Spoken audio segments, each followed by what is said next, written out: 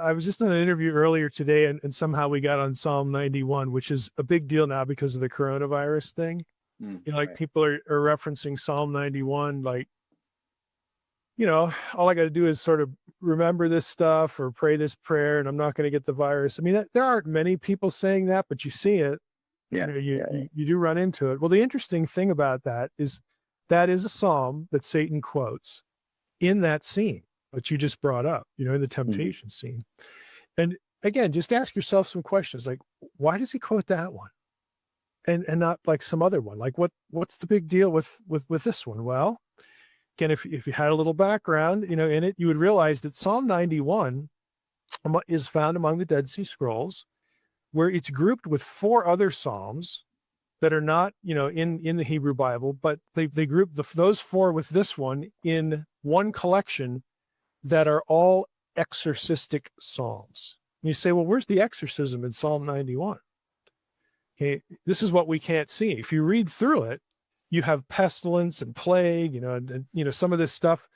If you actually, we're looking at the Hebrew, and you were part of this world, you would realize that the terms there are names of Canaanite deities. Okay, so right there, you've got a connection with hostile powers and stuff like this that the psalmist is having victory over. But in our Bibles, Psalm 91 does not have a superscription. It doesn't say a psalm to whatever. But in the Dead Sea Scrolls, it does. Oh, wow. Okay, it's a psalm of David. It's what this one is, and all the other ones in this group are messianic exorcistic psalms.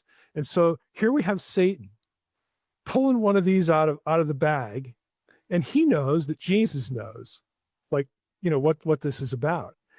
And so the part of the temptation is, okay, let's see if you really are the Messiah. Get rid of me. And you know what I mean? Like, deal with me. I'm giving you the softball question. I'm giving you the softball psalm. Like, right here it is. And so what does Jesus say? Okay, you should not presume. Okay, don't be presumptuous. You not tempt. You test. You don't put the Lord thy God to the test. So if anybody could play this card, this psalm, Jesus could, but he doesn't. He doesn't fall in, to the trap, because Satan has, offered him, all the kingdoms of the world. He offers him everything that he's there to get anyway, but he doesn't know what the game plan is. I talk about this in Unseen Realm. So he's fishing. It's a fishing expedition too. And not only that, but it's trying, to get Jesus to move a little ahead of the game plan. And Jesus isn't buying it. He's not taking the bait. And again, I bring that up when we talk about Psalm 91, is to say, look, don't use the psalm presumptuously. If Jesus wouldn't do it, it's probably a good idea that we don't. Okay. Yeah. Let's not go there. I'm going to read through the psalm. It's not that long to start here, and I'll sort of telegraph the places that we're going to spend some time camping. So what I want to do is I want to go through the psalm and make some comments as to the Hebrew Bible context of the psalm. And then we're going to drift into, well, how is this psalm understood or thought about in Jesus' day, Second Temple period, and of course on into the 1st century AD, which is part of the Second Temple period. And that's how we'll go. So we're gonna cover both Old and New Testament here, because the Old Testament stuff is going to sort of, again, create a framework for what's going on in the New Testament. And it's actually going to matter, because here's a little heads up. Psalm 91 is actually one of the places in the Old Testament that Satan quotes in his confrontation with Jesus. And he wasn't really talking about the coronavirus. But the fact that Psalm 91 is one of those places is actually interesting, and it's interesting for a number of specific reasons that I don't think will occur to, again, the normal Bible reader or Bible student. So Psalm 91, let's just read it. I'm reading from ESV. He who dwells in the shelter of the Most High. Now, let me just stop there. Isn't it interesting? Most High. Most High, Elyon. Where have we heard of Most High before? Oh, that would be Deuteronomy 32. Deuteronomy 32 worldview. Okay, Yahweh dispenses the nations, allots the nations to the lesser sons of God who become, again, hostile supernatural forces in the course of the Old Testament. So we'll stow that away. Okay, he who dwells in the shelter of the Most High will abide in the shadow of the Almighty. I will say to the Lord, my refuge and my fortress, my God in whom I trust. For he will deliver you from the snare of the fowler and from the deadly pestilence. Now, pestilence, we're going to camp on that word in a bit. It's the word Deber. Interestingly enough, and this is the only time I'm going to mention this because I don't want to rabbit trail into how the Septuagint translator misread a word, but here's a good example where they do. Deber, Dalet Bet Resh in Hebrew, is also not just the word for plague, but again, Hebrew has homonyms. It's also the word for word. And so the Septuagint has, he will rescue you from the trap of hunters and from a terrifying word, which doesn't make a whole lot of sense. But anyway, Dever is not the Hebrew word for word here. It's something else, and we'll get to that. So verse 4, he will cover you with his pinions. And if you're like me, I wonder what's a pinion. The NCV, New Century Version, has feathers, so it's probably part of the wing or something like that, or maybe just the feathers. I don't know. I'm not an authority on the word pinion in English. And under his wings, so pinions and wings must have some relationship there. Under his wings you will find refuge. His faithfulness is a shield and buckler. Okay, stow that away, shield and buckler. Because the next verse, again, gets us into more of these terrors and threats. And again, I'll give you a little heads up. These terrors and threats, along with Dever, pestilence in the preceding in verse 3, these are going to be references to names of Canaanite deities, which, of course, to the Second Temple Jewish mind is going to be a demon. And isn't it interesting how, if the passage is really talking about demons, that we get references to sheltering, the Lord sheltering us with a shield and buckler. Sounds suspiciously like Ephesians 6. Okay? Ephesians 6:11 through 16. But just hold on to that. 1,000, or let me just back up to verse 5 here. You will not fear the terror of the night. Hebrew word is pachad. Nor the arrow that flies by day. We'll come back to the word arrow as well. Nor the pestilence, there's Dever again, that stalks in darkness, nor the destruction, the word there is Keteb, that wastes at noonday. All these words we're going to spend some time on. 1,000 may fall at your side, 10,000 at your right hand, but it will not come near you. You will not only look with your eyes and see the recompense of the wicked, because you have made the Lord your dwelling place, the Most High, there it is again, who is my refuge. No evil shall be allowed to befall you, no plague, and this term is generic, it's naga, so it's not one of these deity names. No plague will come near your tent. For he will command his angels concerning you. This is the part Satan quotes.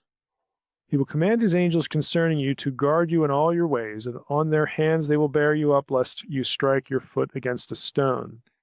Satan skips the next verse. You will tread on the lion and the adder. The young lion and the serpent you will trample underfoot. Guess Satan forgot that part. Because he holds fast to me in love, I will deliver him. I will protect him because he knows my name. When he calls to me, I will answer him. I will be with him in trouble. I will rescue him and honor him with long life. I will satisfy him and show him my salvation. So that's Psalm 91. And there's some interesting stuff in there. And I'm going to focus on verses 5 and 6 and verses 11 through 13 for a specific backdrop. It's really specific contextualizing the psalm, both in terms of, an Israelite reader and then a later, Second Temple Jewish, first century AD reader in New Testament era.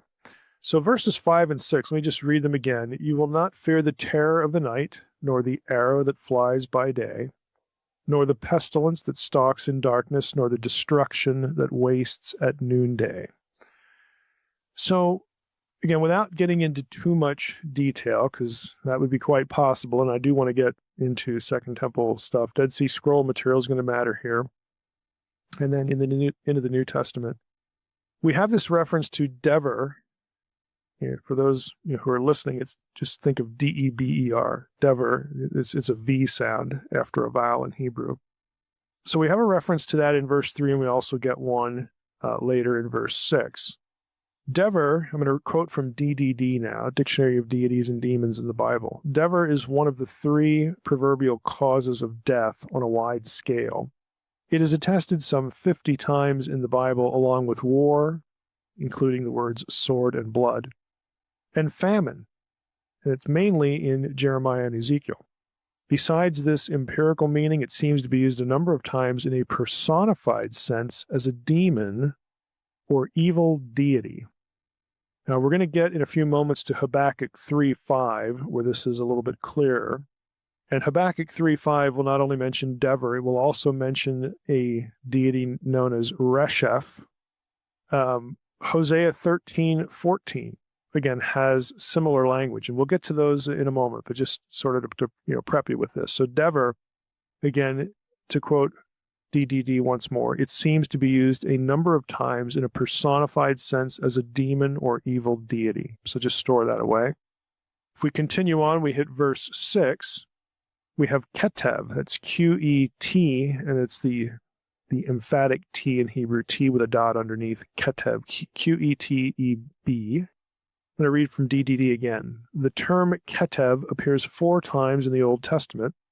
Its basic significance is destruction, perhaps etymologically, that which is cut off, though the contexts suggest that other nuances are present. Various scholars have translated it as plague or pestilence in the context of its parallel use with Resheph or Deber. The term has overtones of a divine name because, and this is, unless you have a little bit of, Semitic linguistics under your belt, or you're really into etymology. Keteb, that's Q-Z.B in Ugaritic. Keteb occurs once in an Ugaritic text, KTU 1.5, column 2, not line 24, who appears to be a kinsman, a relative of Mot. And that is, Mot is a very famous Ugaritic Canaanite deity, the god of death. So those two are mentioned in tandem. And that's part of the argument that Keteb is probably, again, another Canaanite deity. And when we get to Hosea 13 and 14 again, I might as well just read that because it's probably going to help here. So let me just go to Hosea quickly. Might factor in here. This is going to sound really familiar from the New Testament, but it's actually a citation from Hosea. I shall ransom them from the power of Sheol, okay, the underworld. I shall redeem them from death. O death, where are your plagues? O Sheol, where is your sting? Compassion is hidden from my eyes. Now, this is, again, God speaking about the iniquity of Ephraim back in verse 12. I'm going to read verse 14 again, where the Lord is speaking again. It says, I shall ransom them from the power of Sheol. I shall redeem them from death. Death there is Mot, okay, Mavet in Hebrew, but Mot in Canaanite. O death, where are your plagues? Guess what that word is? Deber. O death, where is Deber? O Sheol, where is your sting? Guess what that word is? Keteb. O Sheol, where is Keteb? So you could read Hosea 13 very easily because Mot is again quite a well-known Canaanite deity, personified death, and this also happens in the Hebrew Bible. Sheol is personified in a couple passages, and so is death, including this one because death is addressed. O death, O Mot, where are your plagues? Where's Deber and Keteb? Hey Mot, where's Deber and Keteb? And if God is saying, I'm going to ransom these people from the power of Sheol, this is a taunt. This is God, the God of Israel, saying to Mot, to death, the God of the Canaanites, hey, dude, where are your buddies? they're just not, they weren't too effective here because I'm ransoming these people from death. I'm taking them out of your hands. So again, you have a flavor here of a pretty strong theological polemic that really involves or sort of revolves around taking these terms as deity figures, which in Canaanite texts they were. Okay, there's good indication they were. So it helps sort of frame this discussion a little bit. Let me go back to DDD and its discussion of Keteb. And of course Paul picks up on this language in 1 Corinthians. But we're not going to rabbit trail there today. But back to Keteb, DDD says the most useful information about Keteb comes from Deuteronomy 32:24, where the following tricolon, 3 stanzas, occurs in Yahweh's curse of apostate Jacob. His people have apostatized. Deuteronomy 32:17, of course, which we reference all the time on the podcast here about Israel, going after other gods, the Shadim, these territorial entities. Again, referencing the Deuteronomy 32 worldview. Israel is runs into apostasy. They go into apostasy, and so if you look at Deuteronomy 32:24, let me just read it to you in the ESV, because DDD is going to take it apart a little bit in terms of the Hebrew wording here. But let's just get the flavor. Again, God is judging his people, for their apostasy. Verse 23 will start there. I will heap disasters upon them. I will spend my arrows on them. Okay, disasters is ra'ah. Arrows is just a familiar word for arrow, but it's going to become important here in a moment. They shall be wasted with hunger. This is verse 24, ra'ab, and devoured by plague. There's Resheph. And poisonous pestilence, there's Keteb. So basically God is going to send these disasters on his people. But the terminology, again, in the wider Canaanite world was, again, these hostile supernatural forces. So back to DDD, it says, the useful information, Deuteronomy 32:24, here's what we read when Yahweh curses apostate Jacob. It says, again in Hebrew, mezev or mezeh ra'av, sucked dry by hunger. That's one description. And then lachume Resheph, and devoured by pestilence, devoured by Resheph. DDD says, thus, hunger is probably an epithet of Mot, because death had been mentioned earlier. The god of death, lechume, devoured, can also be construed as fought against. And then it references the arrow metaphor of verse 23 that we read, reference to the arrows. Pestilence is personified as Resheph, the plague god, and here's the important line. Resheph in Ugaritic is represented visually as an archer. He shoots arrows. Okay, so you have Resheph, again, this Canaanite deity / demon figure, for in Second Temple, parlance, who is, an archer. So that's going to become important when we see references to arrows along with Keteb and Deber and Mot in other passages. All right, let's go, in fact, to Habakkuk 3:5. This is a good time to reference that. I mentioned it earlier, but Habakkuk 3:5 is kind of important now for this. This is one of these passages where Yahweh marches from the south. We spent a lot of time talking about these in the Exodus series. In verse 5, in the midst of Yahweh coming from Teman and the Holy One from Mount Paran, so on and so forth, that's verse 3. When you hit verse 5, it says, before him, that is before God, like marching ahead of him, before him went pestilence. Okay, it's Deber. And plague followed at his heels, kind of coming up from behind. That's Resheph. So before Yahweh went Deber, and Resheph followed at his heels. And that's kind of an interesting verse, and we're going to talk a little bit about why. And as you're thinking about that, let me go back to the Hosea reference here and just read that again. So in Habakkuk 3:5, we've got two of these figures sort of in tow, marching, under Yahweh's command, as it were, under his authority. In other words, they're not independent deities. They are lesser and subservient, okay?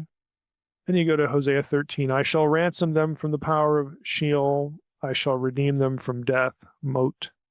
O death, O moat, where are your plagues? Again, where is Deber? O Sheol, where is Keteb? Okay?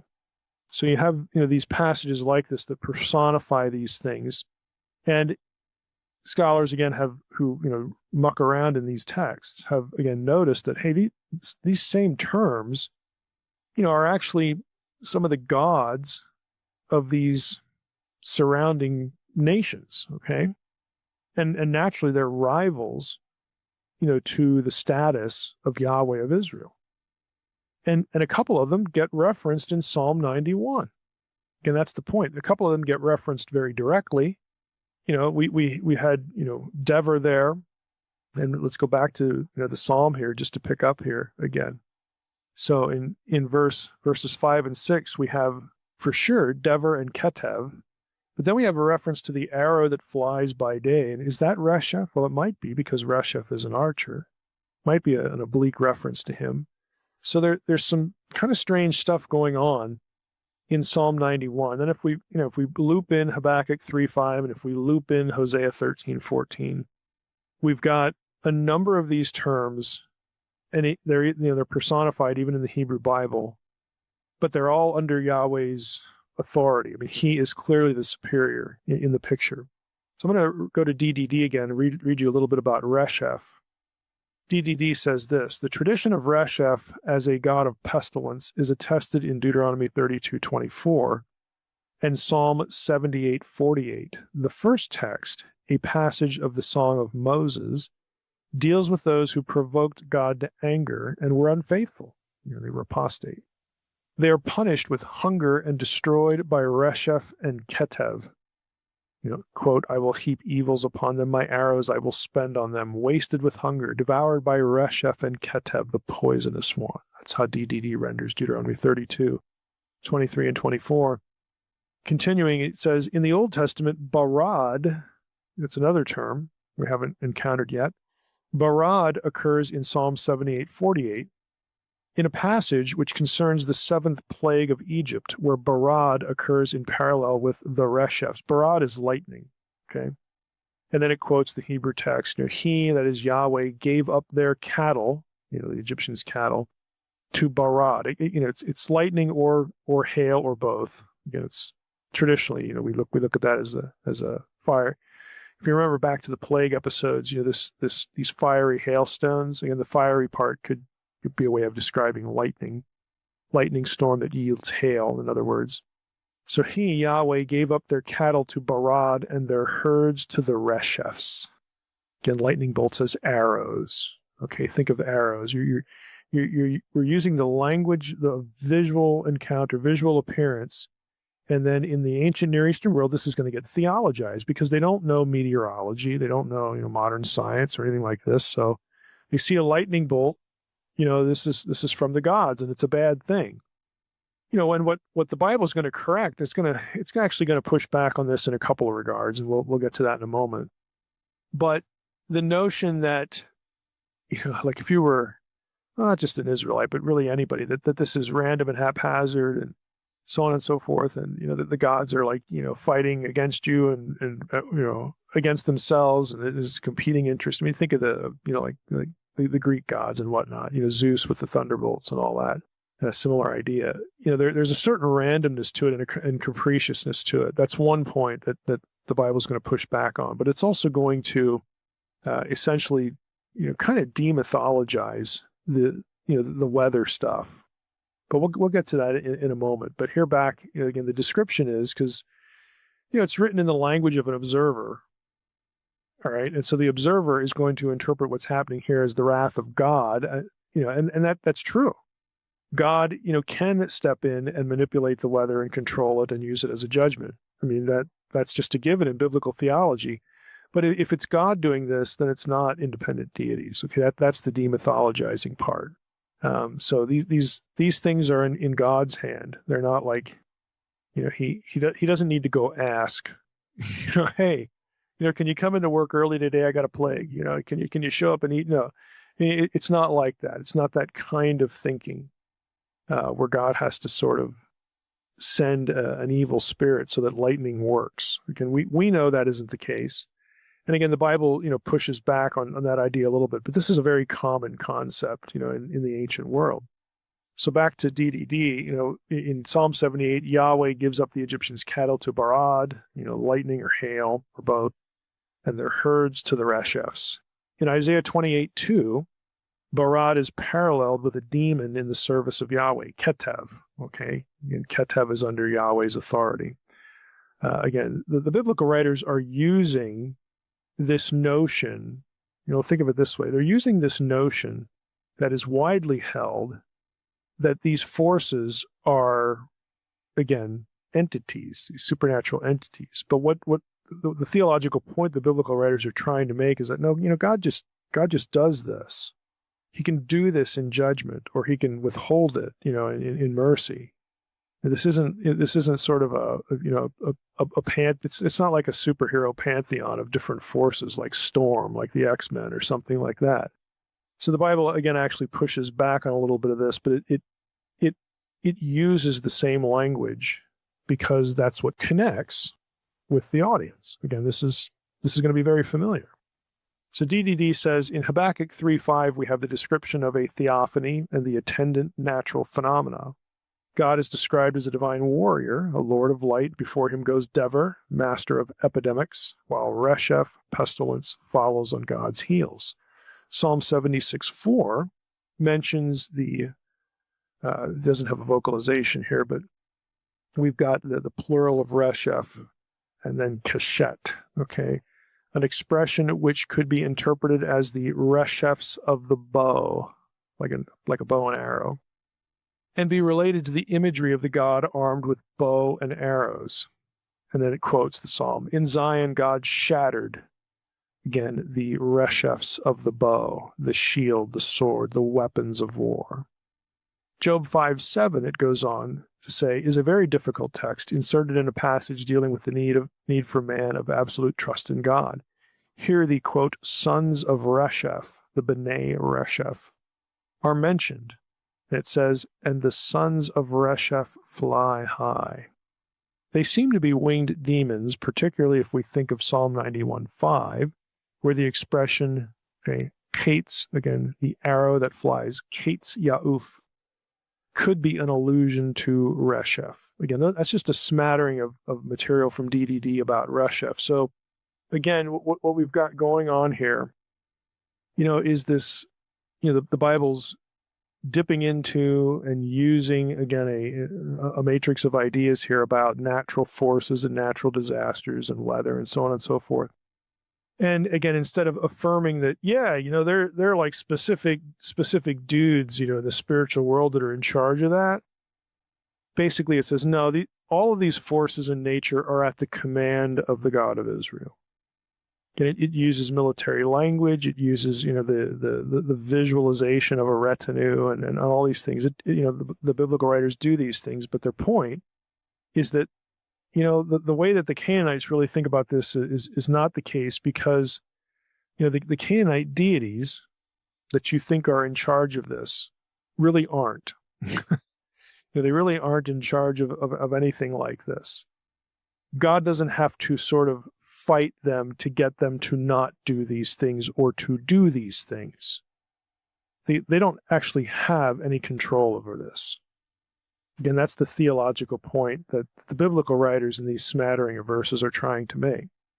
Verses 11 through 13 read this again. For he will command his angels concerning you to guard you in all your ways. On their hands they will bear you up, lest you strike your foot against a stone. And that should be very familiar from the temptation of Jesus by Satan. You will tread, again, here's the part that isn't quoted, you will tread on the lion and the adder, the young lion and the serpent you will trample underfoot. Now there's a number of kind of interesting things going on here. Obviously the serpent imagery is what grabs you right away. We have these same terms, again, these serpentine terms mentioned in Deuteronomy 32, again, about about the enemies of Israel, both in terms of human enemies and, supernatural enemies. Their wine is the poison of serpents, the cruel venom of asps. So there's a generic reference in Deuteronomy 32. The more interesting one to me is Psalm 58. And I'll tell you why it's interesting. Psalm 58 is considered by many scholars. We actually ought to do an episode on Psalm 58 and Psalm 82, because Psalm 58 is sort of it's viewed as a psalm that picks up themes from Psalm 82. And I'll just read you the first verse. This is ESV. Do you indeed decree what is right, you gods? Okay, the Hebrew is elem. And basically, I don't want to say every, because there's always an exception, but I'm, pretty much every scholar, every Hebrew scholar, Old Testament scholar, believes that elem here is actually an old form of the plural of El. In other words, gods, like Elim, even though it's not spelled that way. Because we have in Psalm 89 the B'nai Elem or B'nai Elim, it just depends on, the manuscript tradition and so on and so forth. And I tend to agree with that, because you just listen to parts of the psalm. Do you indeed decree what is right, O you gods? Do you judge the children of men uprightly? No. In your hearts you devise wrongs. Your hands deal out violence on the earth. Does this sound like Psalm 82, verses 2 through 5? Yeah, it does. Because this is what they get accused of. And then it goes on, and it says in verse 4, I'll just read, the wicked are estranged from the womb. They go astray from birth, speaking lies. They have venom like the venom of a serpent, like the deaf adder that stops its ear, so that it does not hear the voice of charmers or the cunning enchanter. O God, break the teeth in their mouths, tear out the fangs of the young lions. And you can see the serpent and the lion imagery here that is operative in Psalm 91. But you can also, if you're thinking Psalm 82, the scripture has this notion that extends from Deuteronomy 32 and Daniel 10, that the things that go on with wicked people, wicked rulers, behind that is actually, wicked supernatural beings that influence that chaos that goes on earth. They don't do anything about it to correct it. And, they either permissively let it go, or if we take the wording of this psalm, it seems a little more intentional. No, in your hearts you devise wrongs. Your hands deal out violence on the earth. If you go to the end of the psalm, this is another reason why people look at this as sort of maybe a dim mirror of Psalm 82. The way it ends, mankind will surely say, or will say, surely there is a reward for the righteous. Surely there is a God, like a real God, who judges on earth. And if you actually look in the Hebrew text, we have, surely there is Elohim, who judges on the earth. And interestingly enough, the verbal there, it's not actually a finite verb. Again, I'm sorry for the grammar lapse here, but I just have to get into this, because somebody's going to look at this and say, oh, Mike, it should be gods, in verse 11. Surely there are gods who judge on earth. Well, that's what he's saying isn't happening in verse 1. So there's a problem right there. So, well, it has to be plural because the verbal here is the plural participle, shophatim. Well, that's true. That's true. It's not a finite verb, for one thing, and therefore a participle, which is classified as a verbal adjective, which can be used substantively, in other words, functioning as a noun, can be used as a plural of majesty. And that's what you have here. There are a few of these in the Hebrew Bible where a participle functions as a plural of majesty precisely because it's doing service as a noun. Okay, in what would be called a verbless clause. Okay, so again, just to lapse into that a little bit, just so that the listeners out there know that yes, we can cover these bases. What you have here is a very similar call to the way Psalm 82 ends. Arise, O God, and judge the earth, take the nations, that kind of wording, again, however we want to translate that. So there's a similarity there. And again, my point is that here you've got a psalm that has stuff in it that sounds like Psalm 82, and yet also has this serpent language, this adder language, and this this lion language from, or not from, but that we also encounter in Psalm 91. And elsewhere, the chaos enemies of earth, okay, are cast this way as Tanin, sea monsters or serpents. You've got Pharaoh, okay, you got Pharaoh in Exodus 29 and Exodus 32. You've got the whole incident with Moses and Aaron in front of Pharaoh with the serpents. The staff becomes a serpent, devours the other two. You got some of these words in there. You got Psalm 74 that uses the language, of the sea monsters. God slays the sea beasts. And Isaiah 51:9 is another one. Isaiah 27:1 is probably, the most famous eschatological one. I'll just read it again, just to give you a flavor for the kind of language that's here. In that day, the Lord with his hard and great and strong sword will punish Leviathan, the fleeing serpent. Leviathan, the twisting serpent. I mean, there you get the serpent language. You've got Nakash there a couple of times. He will slay the dragon that is in the sea. That's Tanin, and that's the word that occurs in Psalm 91. So this terminology is used again for chaos agents, either supernatural, emblematic, or human. I mean, again, it's a matrix of ideas, as I often say. So what you have in Psalm 91, again, focusing on verses 5 and 6 and 11 to 13, is a lot of powers of darkness language. You've got a lot of supernatural chaos language. You've got connections to Deuteronomy 32. You've got a peripheral connection to Psalm 82 going on here. Basically, supernatural bad guys are littered in among the verbiage of Psalm 91. And that's going to matter when we get to the Second Temple period, and that's where we're going right now. Now, I came across a couple of articles here, and the links to these articles are going to be on the episode webpage. You probably already know that if you use the website, to get your podcast. But if you don't, go up to the episode webpage and you'll get links to these articles. These are available online, so I'm giving you the links. One of them is by Craig Evans. Again, Evans is a very well-known New Testament scholar, and he had an article back in 2009 on Psalm 91. And it's called Jesus and Evil Spirits, plural, in the Light of Psalm 91. Now, the initial source for that was Baptistic Theologies, Volume 1, 2009, pages 43 through 58. It's also published in a book called Celebrating the Dead Sea Scrolls, a Canadian contribution.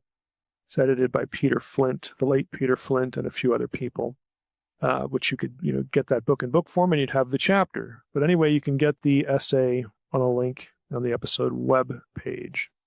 Craig Evans himself was nice enough to post this. I don't know when he did it, but he did it, so it's up there. Now, in this article, Evans starts on, very early with this comment. He says, commentators have long suspected that this psalm was understood as offering assurance against demonic affliction. Chances are very high that when you read Psalm 91, just, in your Bible reading at some point in life, like me, I wasn't thinking about demonic affliction at all. After listening to the first half of this podcast, you could see why they would think that way. Because it is. Okay, this is how they look. This is the worldview, all right? So again, Evans says, commentators have long suspected that this psalm was understood as offering assurance against demonic affliction. He says, however, the discovery at Qumran, this is where the Dead Sea Scrolls were found, of Psalm 91, and here's the key, in combination with exorcism psalms, has pretty well settled the matter once and for all. Psalm 91 apparently was understood in the time of Jesus as offering divine assurances of protection against demonic powers. So, the point even then really wasn't specifically, some of the natural things that we would associate. There were people who read them, quite transparently as demonic, attacks from demons. And so this psalm at Qumran was actually grouped in among other exorcistic psalms that are not in the Hebrew Bible, but they're nevertheless, it was part of this group. So again, that's interesting, especially because Satan is going to try to use this. But I should also add that it was also understood as a Psalm of David. Now, if you go in your English Bible, you go to Psalm 91, this one doesn't have a superscription. It doesn't say Psalm of David, Psalm of Asaph, or anybody else, okay? Well, at Qumran, the Dead Sea Scroll version of the Psalm, and it's the Psalm, it has a superscription. And it's a Psalm of David, which gives it the messianic flavor, does it not? Okay? So again, there's another little thing running under the surface that's kind of interesting. Now, I'm gonna link out. In fact, I'm gonna go to just open up with my software here. I'm gonna go to the Dead Sea Scrolls Study Edition, and Evans is gonna back it up here. Okay, I found it. Evans is going to reference 11Q. Let's see, 11Q5 first, and then he's going to go into 11Q11, which is this collection of exorcistic psalms. I'll read here 11Q5. When I say the word blank, it just means that there's a gap in the text, all right? So blank, initially, and then the editor presumes that there's some note about these are the compositions of David, because the first line that actually shows up is, "And David, son of Jesse, was wise, and a light like the light of the sun, and learned, blank, and discerning and perfect in all his paths before God and men, and blank," line 4, "Yahweh gave him a discerning and enlightened spirit." And he wrote Psalms, 3,600. That's a lot more than we get in the book of Psalms, by the way. So David writes 3,600, and he wrote songs to be sung before the altar over the perpetual offering of every day, for all the days of the year, 364. And for the Sabbath offerings, 52 songs. And for the offerings of the first days of the months. And for all the days of the festivals. And for the Day of Atonement, 30 songs. And all the songs which he spoke were 446. Okay? So we got a 3,600 number, we've got 446. And this is the end of line 9. And songs, going into line 10, he also wrote songs to perform over the possessed, 4. The total was 4,050. All that stuff all together. 4,050 items that David wrote. Verse 11, all these he spoke through the spirit of prophecy, which had been given to him from before the Most High. Okay? That's 11Q5. So we learned David was quite prolific. And among the stuff that he produced were 4 songs to perform over the possessed. It seems these 4 psalms were discovered providentially, coincidentally, however you want to look at that. These 4 psalms were discovered in the same cave. They were labeled 11Q11. There were 3 new psalms in this group and Psalm 91. Now, the ones that are not in the Hebrew Bible are very clearly exorcistic psalms. They're all fragmentary, but all of them mention demons with confrontational language.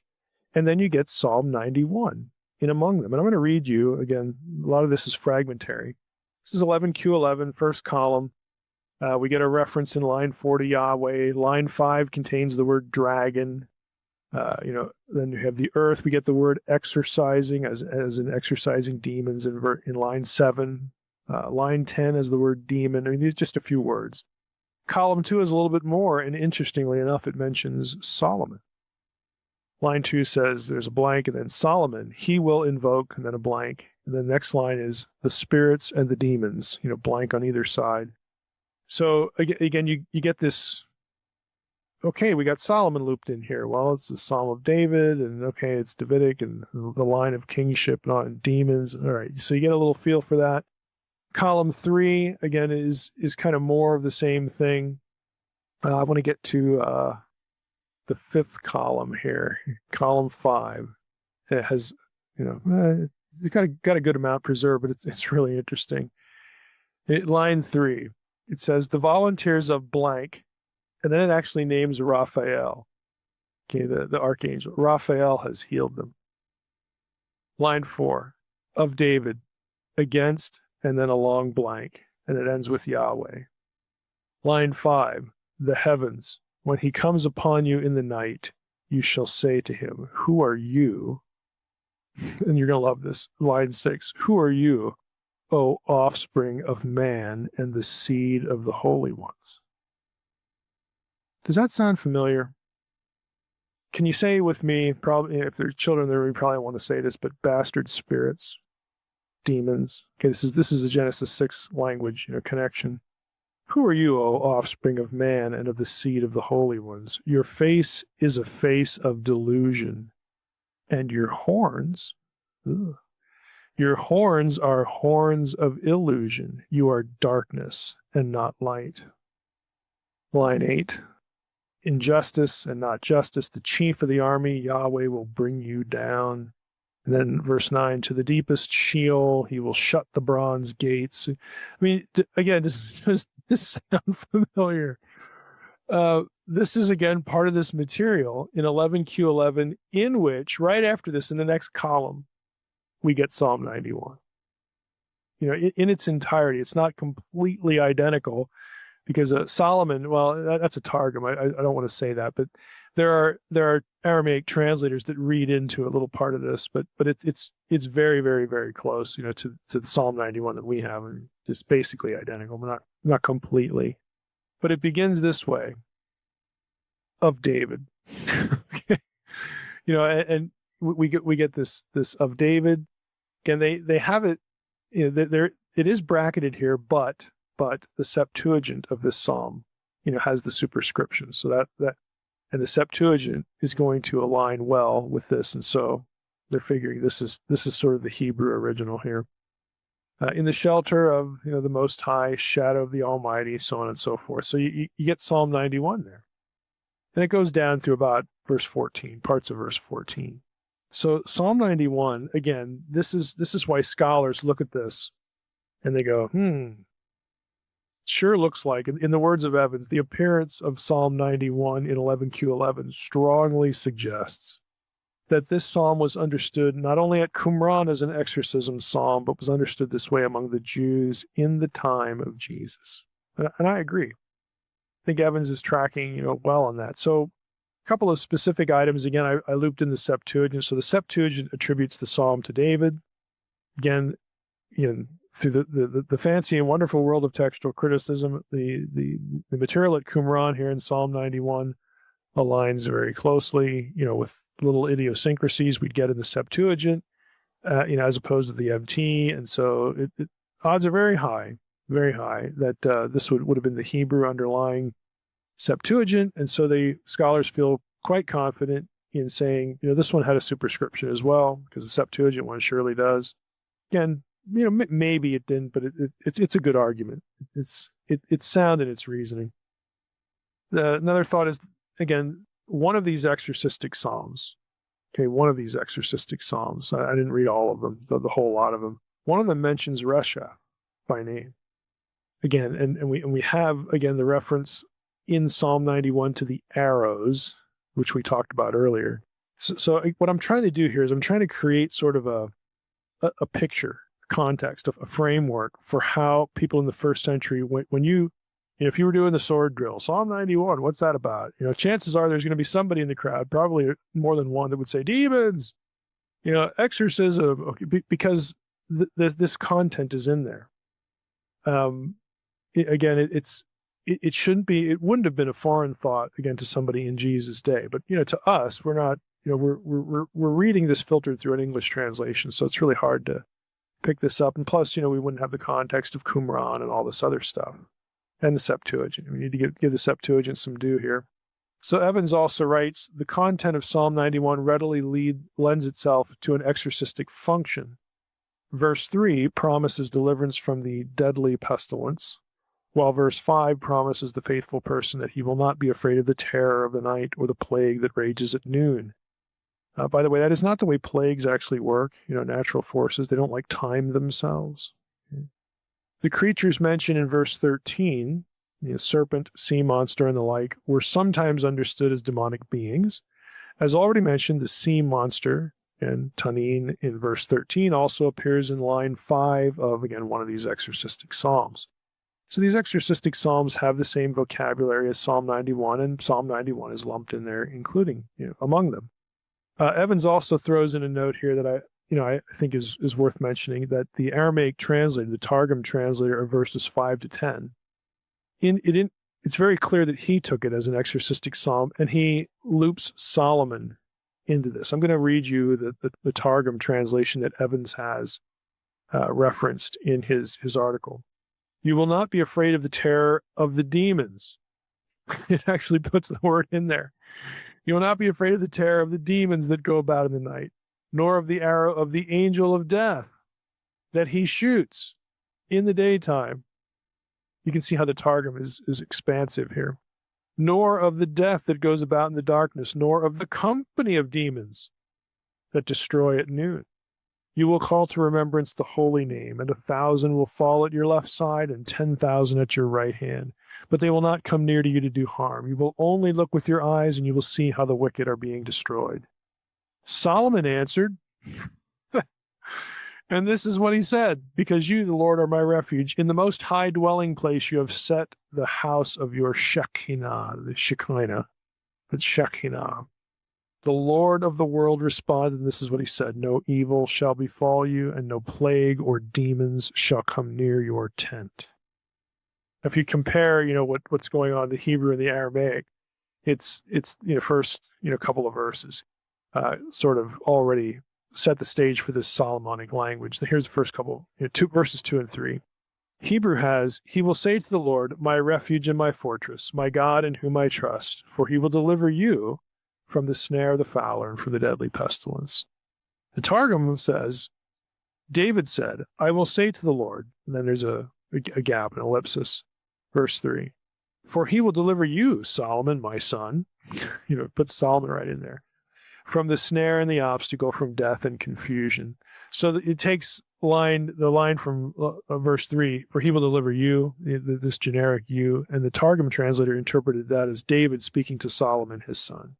That's how Solomon gets looped in there, and he gets looped back, later on as we read. Now, again, let's sort of pool all this data and think about Psalm 91 and how to read it, and then we'll get into what happens with Jesus real briefly. To me, it is important that we have a tradition that there's a superscription here in the Septuagint, and again, very, very, very likely at Qumran for this being a Psalm of David, again, which certainly gives it a messianic feel.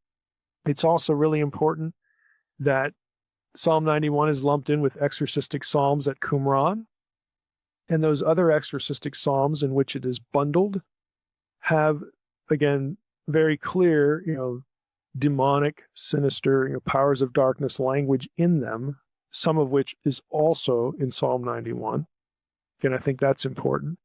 The name, the inclusion of Resheph and that other stuff, I think is important. Again, just the ancient Near Eastern, the Canaanite backdrop that we talked about earlier is important. I mean, to me, these things need to inform how we read Psalm 91 and then how we understand its use and Jesus' rebuttal in Matthew 4 and, just accounts of the temptation there. So in biblical days, in the wider ancient Near East, I think we could say this, natural disasters and disease, were linked to demons because they were a threat to human life. They are chaos forces that just happen to people. And again, that's going to get, linked to the notion of supernatural chaos forces. There's an Old Testament scholar from the Netherlands, Dr. Garrett, and I'm hoping I get this name right, Vreugdenhil. I'm not sure that's correct. But you can also find a short paper that he wrote online. We'll have this link on our website as well. Demonic Doom, Psalm 91, and the Threat of Evil Spirits and Demons. It's also very good, very interesting. His short article actually sort of sketches out his own research. He has a book coming out on Psalm 91. It's not shipping yet. I actually looked it up because we have corresponded briefly. It's published by Brill, so it's really expensive, but hopefully it'll come back in paperback, or if you're SBL this year, you can get it at a discount. But it's a book specifically on Psalm 91 and this demonic aspect, demonic orientation of the psalm. In his short paper, when he's talking about his research, he describes some of the things that he investigated, and he writes this. He says, in chapter 3, he's using the editorial we. In chapter 3, we asked, which place do demons have in the worldview of ancient Israel? What did the Israelite men and women think of demons? Did they play a part in everyday life? On which fields of life did they experience the activities of demons? So he's asking these worldview questions. Then he goes through, at one point in the article, of course, the book, he goes through Jewish incantation texts, or Jewish magical texts, as scholars like to refer to them. These are, they would write these in bowls and cups. We have pieces of pottery, or sometimes the whole thing, or pieces of jewelry, things that you would wear on your person, on your body. They're, I hate to use the word spell, but I guess that's fair. Incantation sounds a little more neutral, but they're short written prayers, and I guess you could call some of them spells. That's probably fair, to ward off demons. And he actually gives an example of one. Again, this is Jewish material, of one that comes from he's at Cairo in this short article. And he writes this: the amulet mentions the name of the woman who was wearing this thing, Habibah bint Zorah. It is possible that amulet was worn as a kind of necklace, or that the amulet was located near the place where she would give birth to her child. On the first column, the purpose of the amulet is stated, namely, quote, to drive away all kinds of demons and demonesses, lilies and liliths, evil diseases, harmful male spirits, and harmful female spirits, and evil spirits, male and female. I mean, just run the gamut here, so that she, the baby, be healthy and protected. Well, it could be the baby or the mother. I mean, we'd have to read the full book, I guess, to determine how that determination is made. So that she be healthy and protected from any harm for all time. Between the lines of the incantation, we find on the first column a reference to Psalm 91. The psalm is cited according to the principles of notarikon, and Dr. Vreugdenhil defines that for us in a footnote. I'll read the footnote. Vreugdenhil writes, the word notarikon is borrowed from the Greek language and was derived from the Latin word notarius, which means shorthand writer. It is a method of deriving a word by using each of its initial or final letters to stand for another word, to form a sentence or an idea out of the words. So, I mean, this was just sort of it's probably not a memory technique. Maybe it would become that if, you made one of these and then you just, you prayed through the psalm, or you recited part of the psalm, and this would help you to do that. Or it could be supplemental. You could be kind of, orienting a prayer around, in this case, Psalm 91, and adding these other details, based on, your memory cue would be the first or last letter of a line or a word in the psalm. So these are the kind of texts that he deals with in this book. But what it shows is, again, that there were people who quite obviously, again, considered Psalm 91 to have something to do with protection from demons. Okay, as opposed to protection from a cold, or something like that. I mean, it was more supernatural to them. Now, for my own take, as with other matters of biology and understanding of nature and whatnot, it's easy for us to look and say, well, they didn't have tools of science. We know how weather works, we know how disease works, we know how contagions work, all that sort of stuff, and we do. So I think it's obvious that science has informed us how diseases and weather works. Again, I talk about this kind of thing on my FAQ. When we get comments like this, from people living in the second or the first millennium BC or the first century, again, and we do have tools of science that we can evaluate what they're saying about the natural world. That's the key thought. We can evaluate what they're saying about the natural world. That doesn't give us permission to evaluate what they say about the supernatural world, which doesn't conform to the tools and methods of scientific inquiry. Those are two different things. Even though the ancient person married the two, those are two different things. So we could say, well, hey, we know how the weather works, and it's not empowered by a demon. We get that, but that doesn't mean that the demons or the gods or, again, these supernatural entities, it doesn't mean they don't exist. It just means that certain people misappropriated an ability to them. Okay, that's what it means. So, a lot of people want to throw out the baby with the bathwater. Again, me, this podcast, we don't do that here. We try to be fair with the worldview and with the data. And in this case, these passages weren't designed to tell us how the natural world works. They just weren't. God chose writers who didn't know these things, and he knew that. So they're not doing science, they're doing theology.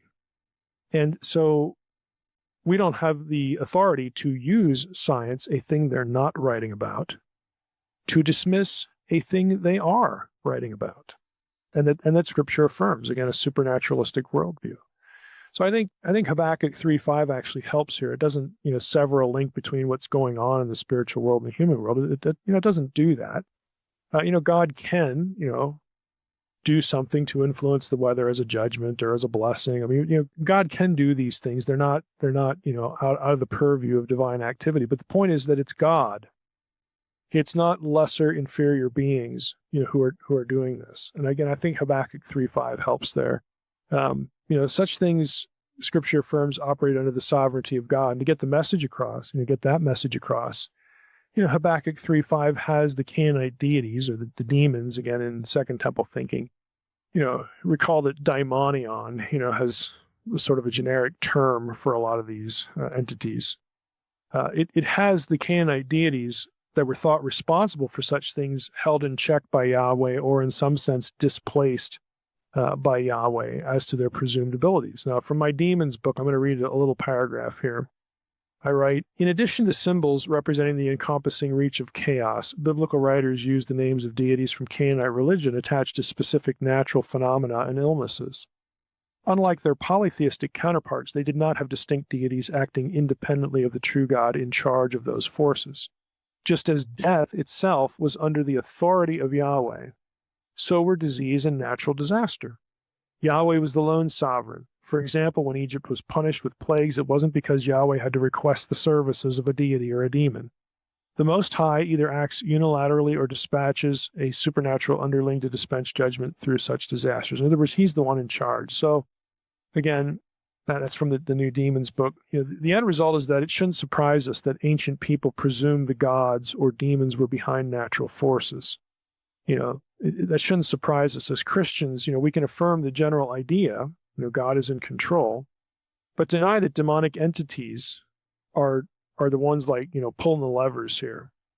Biblical theology has God in control of such things, but as Jesus himself points out in Luke 13, and we need to loop Luke 13 in, this is not the temptation, this is something I blogged about on my website. As Jesus himself points out in Luke 13, it's not like we should think God is pushing buttons on every event in the natural world or aiming at wicked people when things happen. Some things just happen. That is the way the world works. Imperfection is part of the created world at the beginning, and its imperfection is made worse by the fall and its curses. The fall didn't result in demons being assigned to diseases and disasters, nor is there any biblical indication the world was created that way. And Habakkuk 3:5 is an example where the biblical writers try to push back on the common thinking, and I think correctly frame these things. But again, I will link to my thing on Luke 13 as well that I wrote recently on the episode webpage. So let's get to Jesus and ask ourselves the obvious question. We'll go to Matthew 4 here, just so that we get the flavor. But this is a really common passage. I think all of you are going to be familiar with it.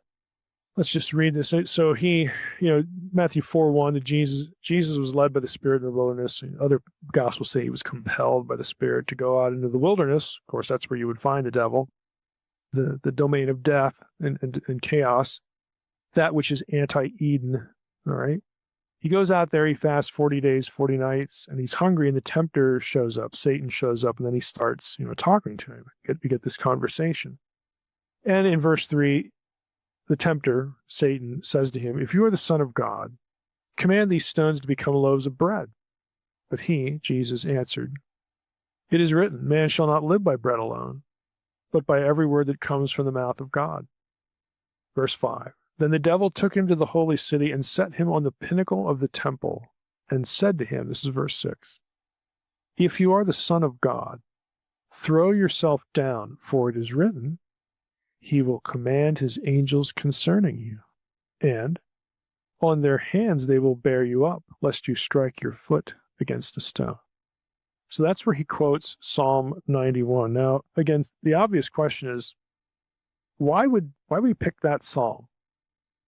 Why would he do this?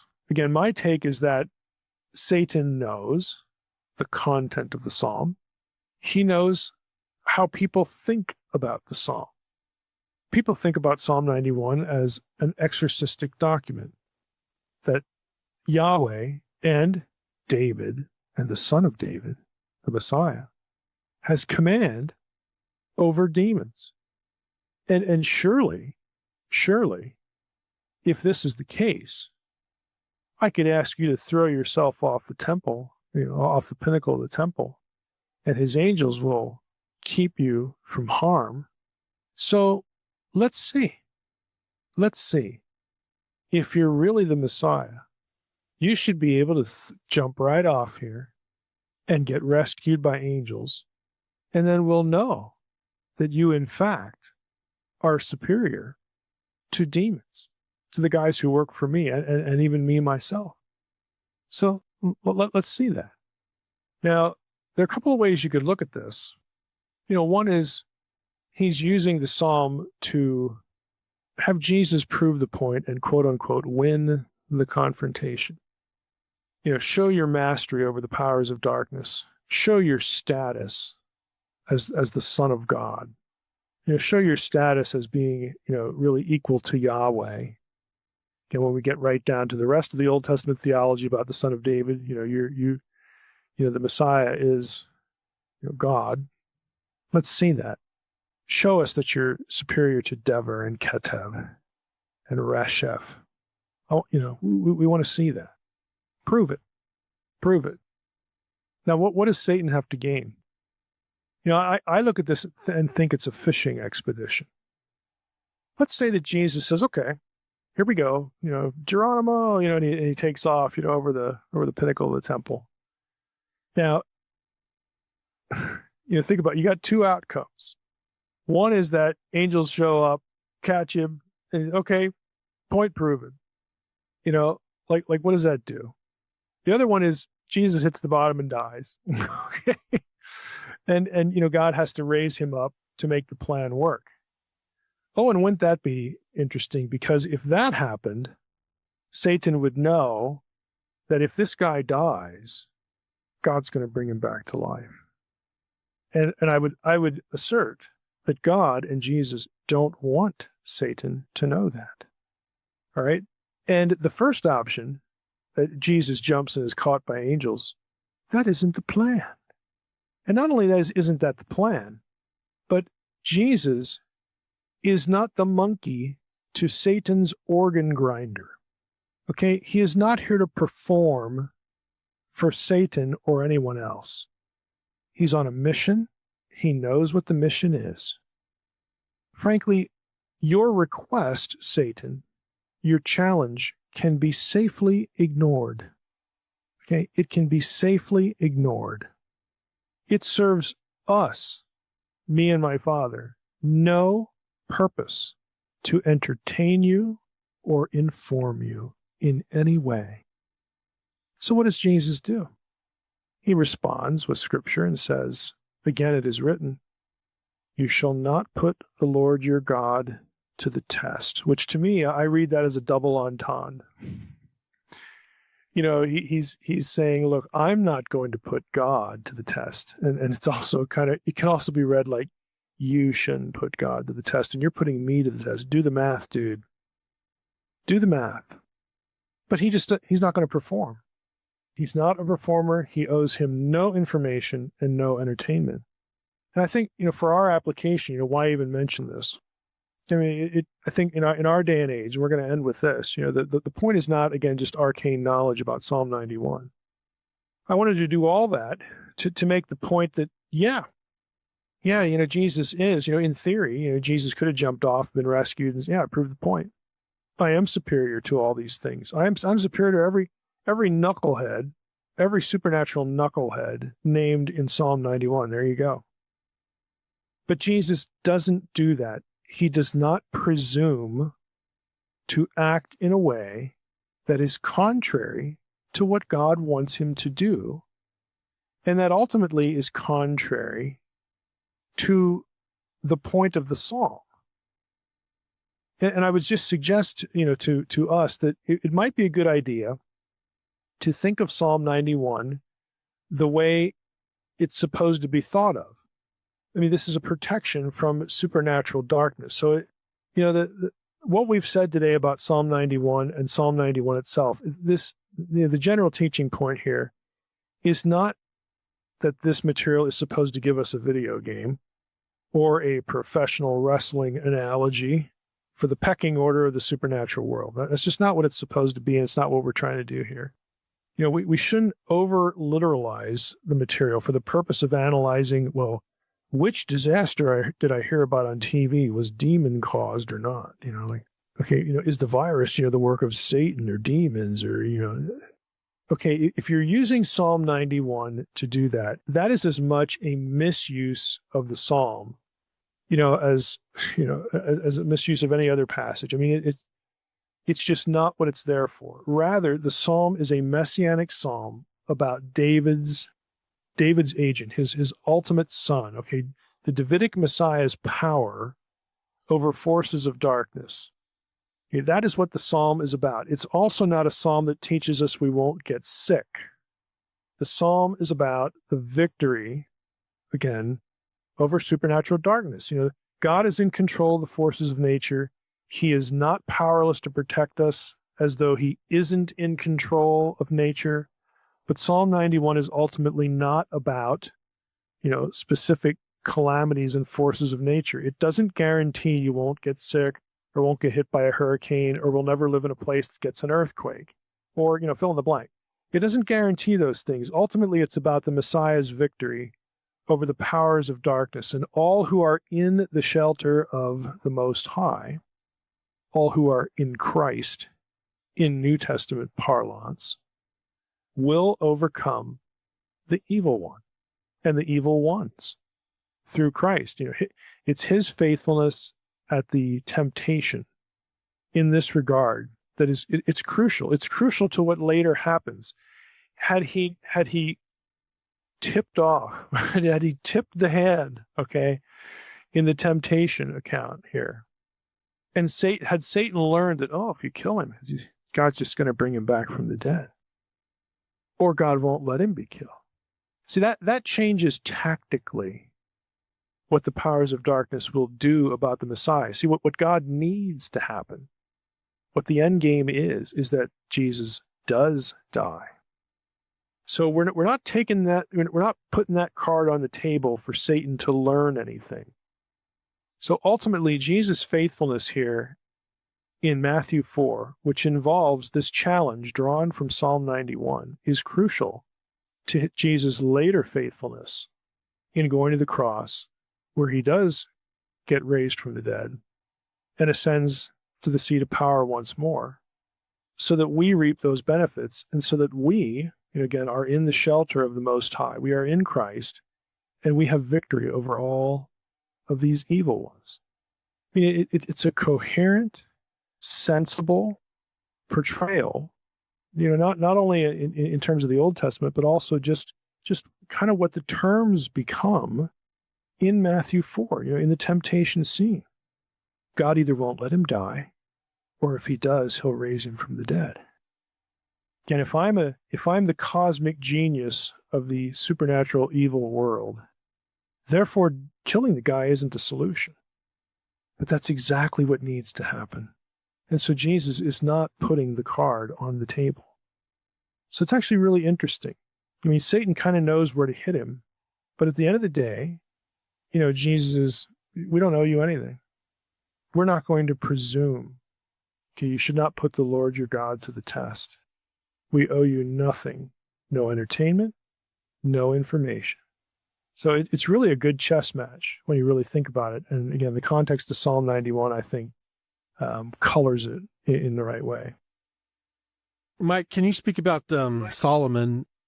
In the Second Temple period, their literature, I guess the Second Temple Jews didn't freak out when they saw Jesus casting out the demons because they've been reading about Solomon as an exorcist. Is that right? Yeah. If you recall, we did an old episode on this. It's number 87. Man, that seems like a long time ago. Google has episode 87, Exorcism of Demons, as part of the Messianic Profile. There you go. Because in that episode, if you recall, we asked the question just exactly like you put it. Like, why, when Jesus runs around, casting out demons, and that gets used to reinforce the idea, his identity as the Messiah. Like, this has to be the Messiah. Look at that. Okay. Since there's no really, to our reading, there's no really clear element like that in the Old Testament. You never read about, like, there's no episode in the Old Testament where a demon gets cast out of anybody. I mean, nobody, like, much less, David or the son of David. And so it creates this sort of disconnect, like, that detail doesn't make any sense. It must be something new that the New Testament writers made up, but it's not. And just like you said, they're talking about this way about Solomon. They have this tradition about David. So when Jesus starts doing this, it's like, okay,